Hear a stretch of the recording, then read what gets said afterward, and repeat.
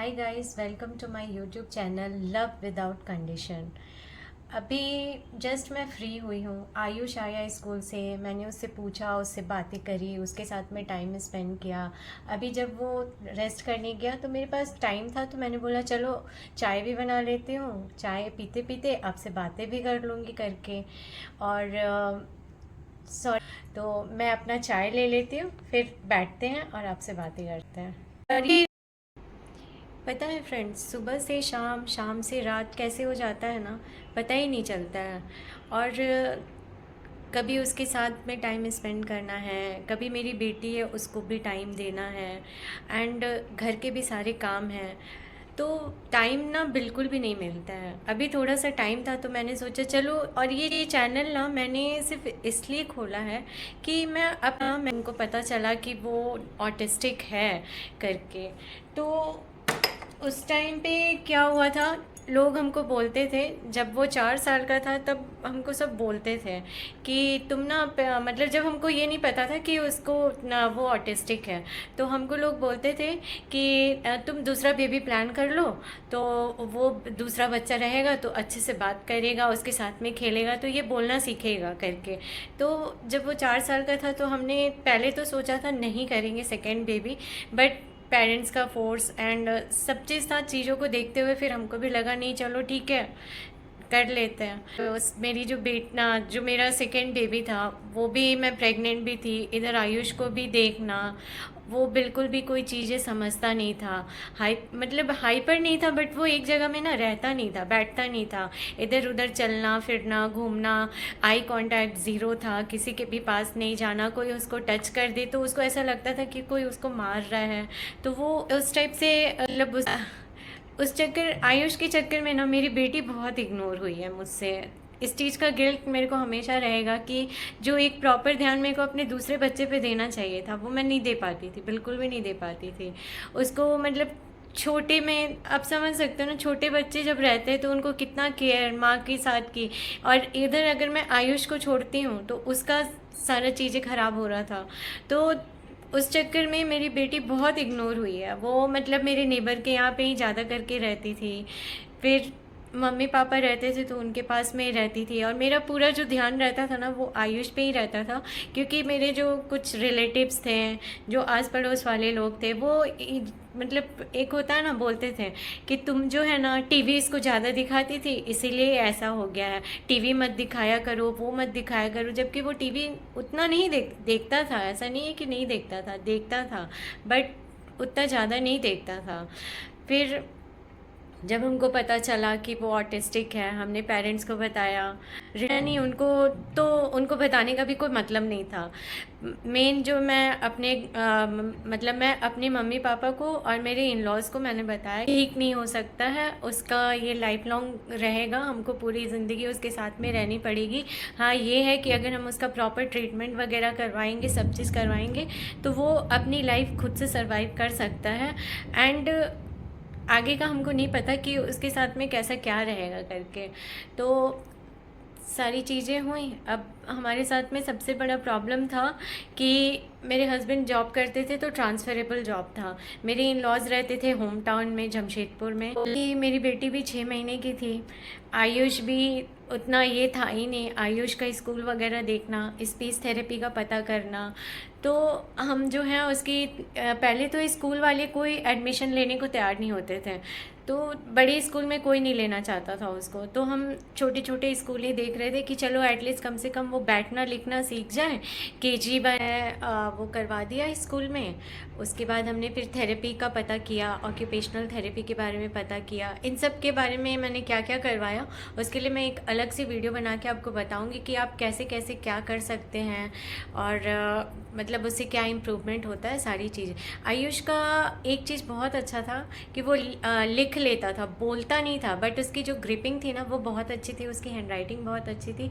और मेरा स्ट्रगल ये था कि आयुष को स्कूल भेजना, उसको लेके आना, साथ में अपनी बेटी को देखना, अपनी 1.5 साल की बेटी को अपने साथ में लेके, आशु को लेके स्पीच थेरेपी के लिए जाना, वो भी अकेले सारा चीज़ मैनेज करना, क्योंकि हस्बैंड जॉब करेंगे कि वो इन सब काम को करेंगे, कि मेरे साथ में चलेंगे करके। तो मैं अकेले 1.5 साल की बेटी को लेके गोद में, आयुष भी छोटा, कुछ समझता नहीं था, दोनों बच्चों को लेके मैं उसकी थेरेपी कराने जाती थी। वो 1:30 बजे आशु जो है वो स्कूल से 1:30 बजे आता था। उसको खाना वाना खिला के थोड़ा सा रेस्ट करा के 3:30 बजे मेरी बेटी सोई रहती थी, मैं उसको गोद में उठा के मतलब 3:30 से उसकी थेरेपी स्टार्ट होती थी। मैं 3 बजे उसको घर से लेके जाती थी, स्पीच थेरेपी कराती थी। 1 घंटा वहाँ बाहर बैठती थी, आयुष का स्पीच थेरेपी चलता था। स्पीच थेरेपी ख़त्म होने के बाद में 4:30 बजे उसकी स्पीच थेरेपी ख़त्म होती थी। उसको वहाँ से लेके मैं बाहर ही बैठ के वेट करती थी उसका, अपनी बेटी के साथ में उसको गोद में लेके। फिर उसको वहाँ से लेके मैं फिर दूसरी जगह जाती थी उसकी ऑक्यूपेशनल थेरेपी कराने। मतलब मेरी जो आशु तो था ही, मेरी छोटी सी बेटी ने भी इसमें बहुत साथ दिया है स्ट्रगल। और वो ना मेरे को बिल्कुल भी परेशान नहीं करती थी, मेरी जो बेटी है वो मेरे को बिल्कुल भी परेशान नहीं करती। वो उसका सोने का टाइम रहता था, सोई रहती थी, मैं गोद में उसको लेके रखती थी, सोई रहती थी मेरी गोद में, उठती थी, उसको कुछ खिला दिया, अपना खेल रही है, उस टाइप से था उसका। बट जो मेन जो था ना वो आयुष का ही था, कि आयुष को मतलब अकेले हैंडल करना मेरे लिए बहुत मुश्किल था। मतलब इतना मैं भी फ्रस्ट्रेटेड हो जाती थी। एक तो वो मतलब सुनता समझता नहीं था, फिर जहाँ लेके जाओ वहाँ के लोग 10 चीज़ें बोल रहे हैं, तो वो सब चीज़ें सुनना। और अभी ऑटिज़म के बारे में सब लोग जानते हैं, लेकिन उस टाइम पे कोई नहीं जानता था। तो उनके दिमाग में एक माइंडसेट था कि ये तो पागल है, इससे दूर रहो। मैं उसको गार्डन में घुमाने भी लेके जाती थी, तो वहाँ के बच्चे जो उसके साथ में खेलते नहीं थे, उनका ये था कि अरे ये तो पागल है, इसको ना, इसके साथ में मत रहो। उसके पेरेंट्स भी ये करते थे। मतलब मन में आता था ना, खींच के एक लगाऊं उनको कि भाई तुम, ये पागल नहीं है, तुम्हारी सोच है वैसी, तुम पागल हो।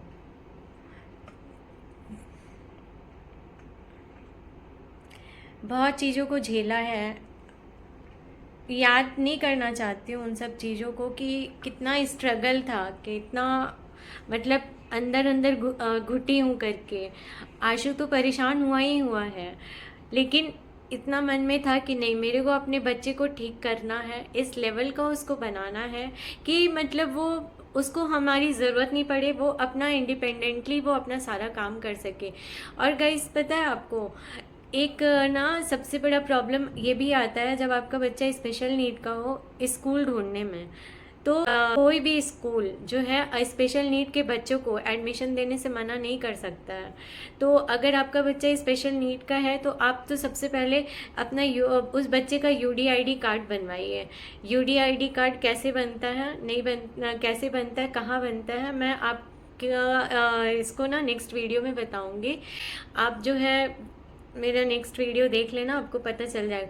मेरे को तो किसी ने, मुझे अभी 2-3 साल पहले पता चला है कि यूडीआईडी कार्ड बनता है, उससे हमारे बच्चों को बेनिफिट्स मिलते हैं। एंड मतलब उसके बहुत सारे बेनिफिट है, और ये कोई स्कूल वाला या कोई भी थेरेपी सेंटर या किसी ने भी हमको नहीं बताया, ना बताएगा आपको कभी ये चीज़ें। तो अगर आपका बच्चा स्पेशल नीड का है तो आप इस चीज़ को ध्यान में रखना।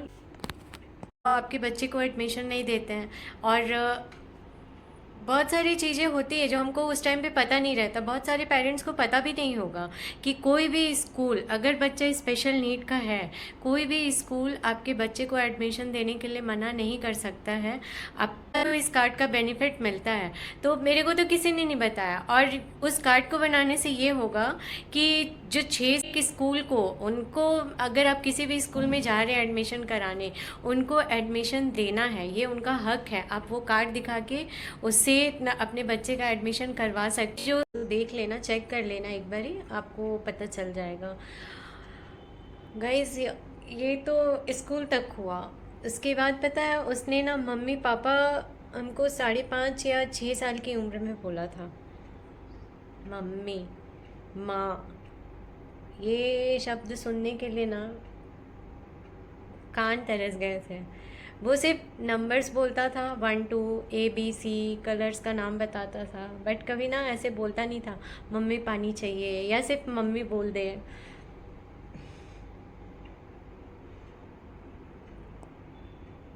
जब उसने पहली बार मम्मी माँ बोला ना, माँ पापा, वो जो फीलिंग थी ना, वो अलग ही लेवल की थी।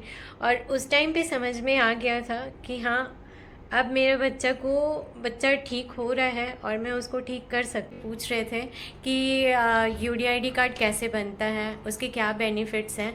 तो मैं आपको बताऊंगी कि यूडीआईडी कार्ड कैसे बनता है और उसके क्या बेनिफिट्स हैं करके। यूडीआईडी कार्ड बहुत ज़रूरी है हमारे बच्चों के लिए, तो बहुत ज़रूरी है, ये उनका हक है। यूडीआईडी कार्ड कैसे अप्लाई करना है, इसके लिए मैं एक अलग से वीडियो बना के पोस्ट कर दूंगी। आप उसको देख लेना, चेक कर लेना, एक बार ही आपको पता चल जाएगा। गाइस, ये तो स्कूल तक हुआ। उसके बाद पता है, उसने ना मम्मी पापा हमको 5.5 या 6 साल की उम्र में बोला था। मम्मी, माँ, ये शब्द सुनने के लिए ना कान तरस गए थे। वो सिर्फ नंबर्स बोलता था, 1 2 ABC, कलर्स का नाम बताता था, बट कभी ना ऐसे बोलता नहीं था मम्मी पानी चाहिए, या सिर्फ मम्मी बोल दे।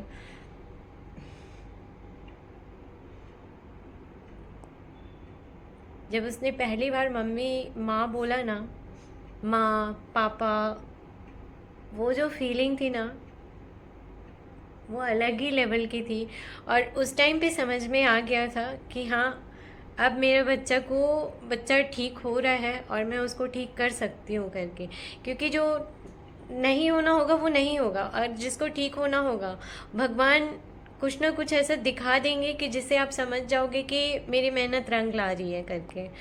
तो ये सारी चीज़ें थी।